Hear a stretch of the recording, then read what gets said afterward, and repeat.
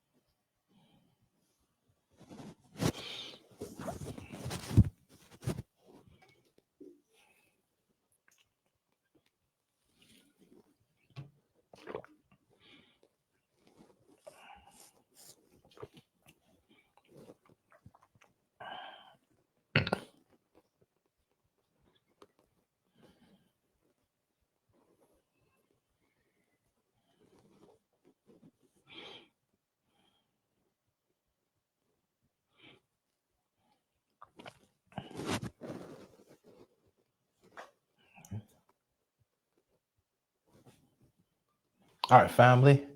Welcome to another week's live.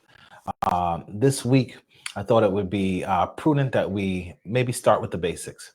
So, as we begin to do these on a weekly basis, what I would like you all to focus on as members of this MOB community and stay focused on minding our business is the weekly meeting, your weekly financial check in. So often people say to me, "Hey, Lionel, I track my finances every month. My bank account or my bank, they have a little digital app where I can categorize my transactions, and I try to keep up with that." But the only problem with that behavior is all retrospective. Whatever you're looking at in your tracking document has already occurred. One of the biggest keys to financial management is your planning component. Yes, tracking is extremely important. You need to continue to track where you're spending your money, but being intentional and planning where you're going to actually spend your money is way more important and more crucial than the financial tracking. Both of them should work together as a process that you follow and set an interval. I like to set a weekly interval. I like to do this every single week. Why? If there's adjustments that need to be made, just like if you're a sports fan, uh, the first quarter, the second quarter, halftime, that's the time where the teams usually come off the field. The coaches get a chance to look at what they've done, the plays they've called, the players get to look at their performance and make adjustments as they go into the next half of the game. It's very similar in your life. If you want to do this monthly, I would recommend that if you have a more dialed in plan. But if you're still really early on your wealth and financial management journey, if you're still maybe encountering overdraft fees, if you don't have your opportunity fund that is your 3 to 6 months of your living expenses, if you don't yet have an investment fund, if you don't have a maintenance fund, and that 7 account framework that I'll be teaching you pretty soon, if you don't have all those things set up, then you need to start out with the basics. So let's get into it. What do I usually do throughout the week? Throughout the week, as I'm out and about in the world, purchasing things, paying for gas, getting lunch, getting coffee, maybe you're sitting down to a business meeting. One of the critical things is that you keep receipts. I'm a big proponent and advocate of keeping receipts. People also often tell me, "Well, Lionel, I don't carry cash." Or some people say, "I only carry cash. I don't use credit cards." Well, keeping receipts is the ideal way, despite whether you're using credit card, debit card, uh, contactless pay. Uh, get a receipt for every single transaction that you do throughout the week. You're saying, "Lionel, why is that important? How is that a part of this MOB plan?" Well, this will show you your behaviors that you aren't necessarily focused on. Oftentimes in our lives, we get super busy. Maybe you're a meal prepper like me. If you're not, and you don't bring your lunches to work, or you're out and about in the world, you're going from meeting to meeting. Maybe you just go into the workplace and you didn't plan, you got up a little early, you had a long weekend, and maybe you didn't plan to have lunch. So you make a stop along the way, you get some coffee in the morning. Lunchtime, you go buy some lunch. Maybe your meetings go on a little bit. Maybe you have kids and you have after work responsibilities, and then you're kind of tired and you're like, you know what? Don't have time to cook dinner. So let's just go pick something up. Those behaviors are the ones that lead you to overspending and misappropriating your funds. So, this is why I believe maintaining your receipts and beginning to track where your money's being spent is an extremely critical part of this entire process. Have you ever had the time where, like, you came out the house, maybe you had like $100 bill, you stop to buy one thing, then you're out and about the entire day, and then you get home and you have like $36 and you're wondering, where did that $100 bill go? Well, if you didn't keep receipts, it's hard to go back and look at those behaviors.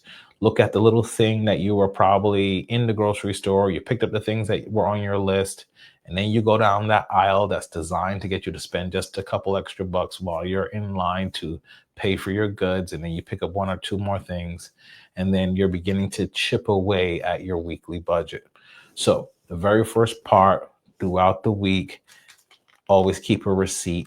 And then what do you do with the receipts? All right, let's step into the second part of this. So in my example here for you, I got a stack of these receipts here. What I want to do is categorize my receipts. I want to then put these receipts in categories of like food, entertainment, groceries, gas, and transportation. You want to begin to just separate those receipts so that when you get to your weekly spending plan, it's very easily to write in notes about the behaviors and begin to set goals about either what you wanted to change, or maybe it's a success or accomplishment. Maybe you didn't eat out this week. Go ahead and jot some notes about that and reward yourself for not spending those extra dollars that you didn't need to spend. So again, just to recap, step one, throughout the week, keep receipts for every single transaction. That's the way you're kind of keeping this running ledger. Then at the end of the week, you categorize your receipts, and then you begin to look at how much did you spend, where did you spend it, and what did you spend it on? Because again, what you're trying to direct is behaviors. If you can begin to direct your behaviors, control your emotions, then you'll be able to control your dollars. Hope that makes sense for you. All right. So in the second part of this, what I want to show you is one of the templates we use here in the MOB community. The template is our weekly spending plan template. I want to walk you guys through sort of what I do after I've already collected my receipts, after I've already categorized them. How now do I go through them and start to plan for the week upcoming? So, like I said, today's a great day. It's Sunday evening. For most people, they're not at work. For me, just finished a thrilling football game. Unfortunately, my team lost in overtime, but that's how the cookie crumbles sometimes. So now that's over. I've had my time of worship this morning. I was able to go to church, worship, thank the Lord for another week and some of the things that he brought me through last week. Had my Sabbath time of just sitting, enjoying a little bit of sports entertainment, cleaned the kitchen a little bit, did some meal prepping, got some protein, got some chicken upstairs that I've washed and seasoned and ready to start cooking later on in the evening and getting my meal prep going. And now is a particularly good time. It's not quite dinner time yet, a little bit after the afternoon. Now I just want to carve out 20 to maybe 40 minutes, depending on the things that you have coming up in your week, but usually right about 30 minutes is a sweet spot to get this done for most people, where you can do all of the activities we just described. You can go through your receipts from the week, empty out all your pockets, or if you have one location like I do, I have a little box on my desk. I put all the receipts in there. I have a nice little stone that holds them down so they don't blow around.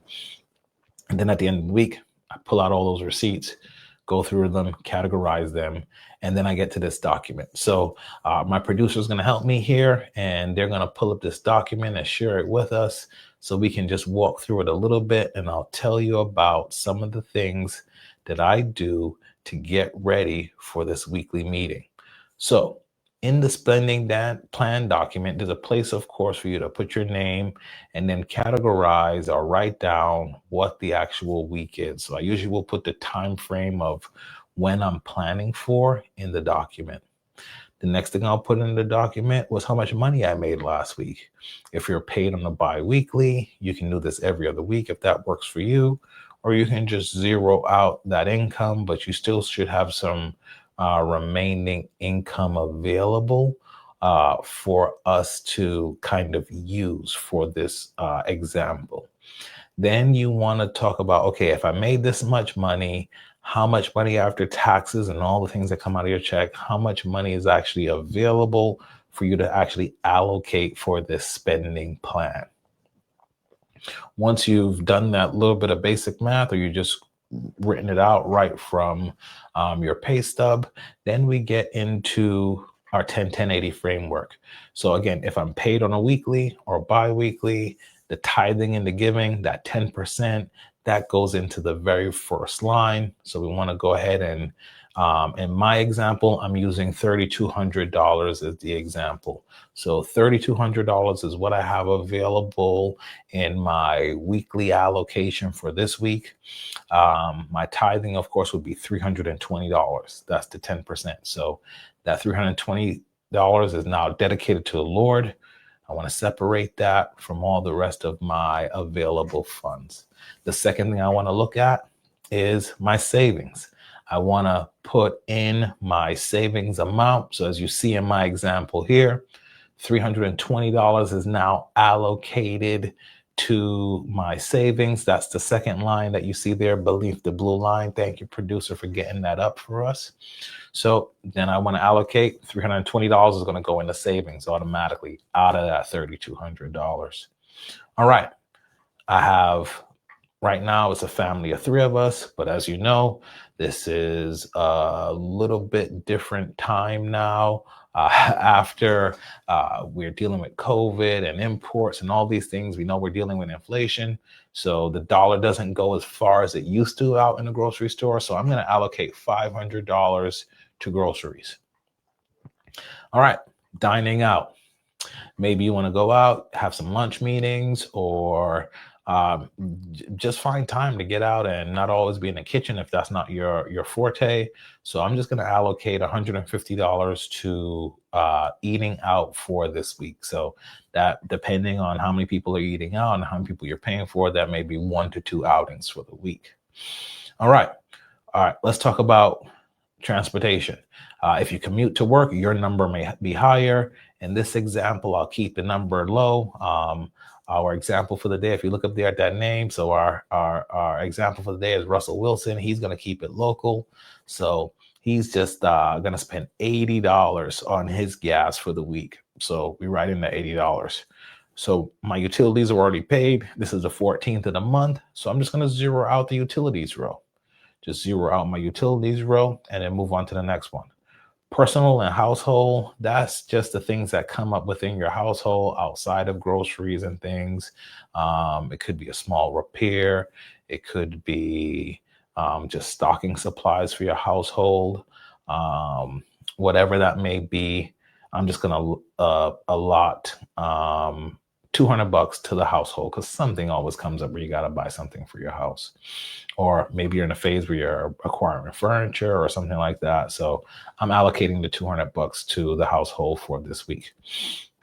Entertainment, there's always things that come up. Maybe it's your cable, maybe it's internet, maybe you're a gamer, maybe you're a social type and you like to go out bowling or shooting pool or something of that nature. So I'm just going to still include a little bit of lifestyle and entertainment into this. So I'm going to allot $180 to entertainment for the week. Or maybe even it's a trip. That's another hack or tactic that you can use for the entertainment. If you're a person like me that likes to vacation, you like to get around, go ahead and allocate those funds now.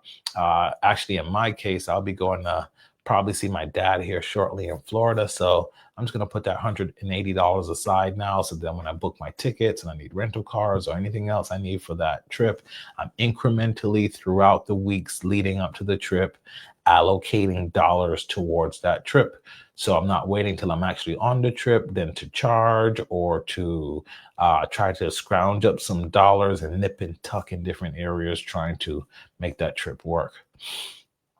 All right, medical and health. Well, I don't plan to go to the hospital today. I'm not on any medications. So I'll just go ahead and zero out that row. All right, debt payment.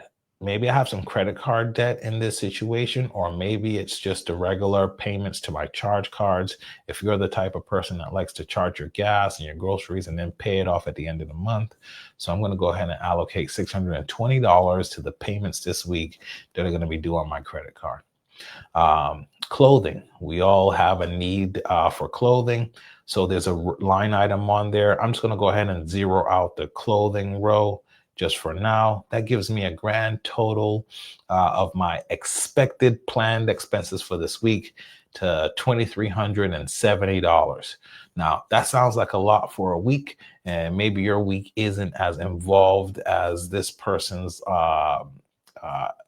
line items in their expenses, or maybe it is. Maybe you're a higher net income earner, and you have a higher lifestyle expenditure. But based on starting out with that $3,200, and notice that this is what I'm budgeting for. I haven't spent this money yet. Again, I looked at my receipts. I looked at my behavior from last week. I saw what I spent, and now I'm forecasting into next week and making a plan to reduce those expenses. Or if it's a planned month where the expenses are going to be higher, I'm actually allocating and really intentionally thinking about it and making a plan for what I'm going to spend in that week. So that leaves me $830. So we'll get into another week of conversation. What do you do with that extra money? There's a lot of things you can do. I believe in investing it. Or again, if you haven't yet set up your opportunity fund, if you don't have 3 to 6 months of your expenses already in the bank, then this is a time to maybe make an extra payment. So originally I was thinking that was going to be $320, but now that I have this $830, I can allocate some additional funds. Or maybe if I do have a little extra debt, now I can allocate this towards the debt. But now, based on my plan, there is some funds left over that I can consciously make a decision and allocate. The key is allocate. You don't want to be caught in a situation where you're just spending money that you did not plan to spend. So now I can make some smart decisions, or I can go back down my list. And if I thought something was a little too small in the allocation, maybe I was being a little too strict with myself, I could bump up those individual increments a little bit now that I know I actually have some extra money, if this all makes sense. All right, if you look at the third column actually on that sheet, it says actual spend.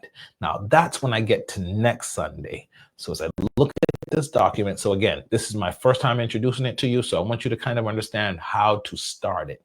You want to start out by first looking at what you spent last week, categorizing it, then now look at the same categories for this upcoming week, making allocations or budgeting a certain amount based on what you know to be true, based on your existing tracking. So if you're not a receipt person, if you didn't keep the receipts for last week, maybe you go into your online bank and do all the categorization there, and then begin to look at what you did last week based on what your bank account or your bank statement is telling you. Then you do this step here where you allocate for the budgeted amount. Then next Sunday, that's where you'll fill out the actual spend column. Now, that's when I'm looking back now, 7 days later, going, okay, this is what I had planned to do, and then go back and write in what you actually did. Then the column after that, the fourth column, is the variance. You actually want to write down, where did you go over? Where were you under? You want to celebrate those things. And that's what the final column is for. Notice it says receipt insights. So the insights are, maybe I was out and about Maybe I was met a new business contact, decided to take them out to lunch or dinner, and that wasn't planned on Sunday. But maybe you met that person at a networking event and decided that it was a valuable exchange and opportunity to build. And maybe you spent a little bit more on your dining out. So then you would write down in your notes and your receipt insights what actually happened, why you spent that extra money, and now you're beginning to have a dialogue and conversation with yourself and your finances. This is what a faithful steward does. So if I went under, if there, for instance, I had allocated that $620 to debt payment, and for some reason I paid off my credit, or here's another good example. I had that $200 of expecting something to buy in the household, and maybe I was conservative and I didn't spend that 200 bucks, or maybe it was just a couple candles to keep the place smelling fresh for 20 or 30 bucks. Then that extra 180 or 170 or whatever, now that gets put into that total or remainder. Now again, it's the 830 plus the additional money that you didn't spend. And now next week you can actually make a decision about where that extra money should have gone. Should it have gone to savings? Did I put it into an investment account? Did I maybe buy some gold and silver? Anyone who knows me knows I like to buy physical gold and silver. So there's a lot of different things we can do, but first we have to figure out where the money's going. Then we have to make a plan for where we want the money to go. And then we go back and track that behavior to see, where did it go? Where did I plan for it to go? And what did my behaviors do? Did I actually execute? It's the accountability piece. Did I actually do what I told myself I was going to do? Holding yourself accountable. This is what a faithful steward does.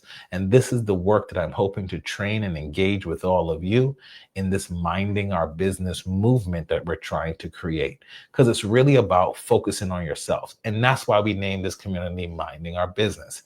It's not about what other people are doing. It's not about what people posted on social media. It's not about the trip that they went on. It's not about the lifestyle that they're living. It's about the lifestyle that you want for yourself. It's about the abundance that you can create in your life with what God has already given you. And this is what we'd like you to focus on. So, with all that said, I hope this was very informative and enlightening to all of you. I hope it was useful. And if it was, every single Sunday at 6 p.m., we're going to go live just like this. We're going to spend just about this amount of time, 20 to 30 minutes, going through another lesson or a template, or actually having an exchange. I'd love many of you to come on, join, leave comments, tell me what you're thinking. What are some of the challenges you're having with your budget? Where are your opportunities for growth?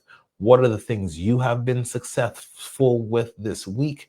And we can all plan and grow this community together. So if you haven't yet, visit us at www.mindingourbusinessacademy.com. You can get free resources on there. We have this template and other templates we can share with you. If we can serve you and you want to join the community, if finances are a challenge for you today, join our free Facebook community. But if you are serious, you want to take your finances to another level and you want to engage and work with me and I can serve you, then hit the sign up button on the Minding Our Business Financial Academy website, or even our landing page, and book a consult with me. We'll take some time to go over where you are in your finances right now. What are your goals, and begin to help you create a plan and a strategy to first manage the resources you already have and then grow and build your wealth. So my name's Lionel. I have been your servant today. And again, continue to follow us for more faith-based financial management education. Our motto is that we align our faith with our finances. And today I want you to go and mind your own business. So with that, thanks and take care.